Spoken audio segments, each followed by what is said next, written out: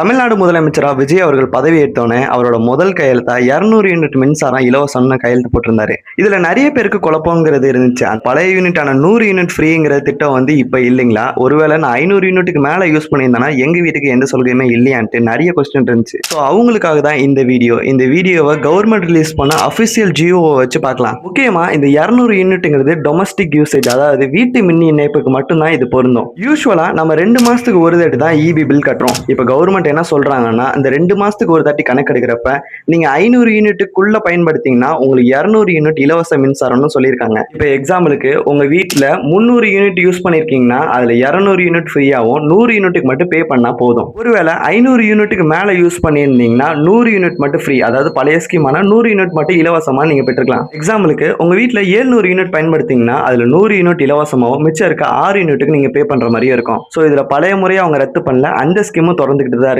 நீங்க 500 யூனிட்டுக்குள்ள பயன்படுத்திங்கன்னா இது 200 unit ஃப்ரீயும், 500 unit மேல பயன்படுத்தினா 100 யூனிட் ஃப்ரீயும் இருக்கு. ஸோ இந்த ஸ்கீம் முக்கியமா மிடில் கிளாஸ்க்கோ லோவர் மிடில் கிளாஸ்க்கோ ஸ்கீமானதான் இது. இந்த ஸ்கீமை பத்தி நீங்க என்ன நினைக்கிறீங்க?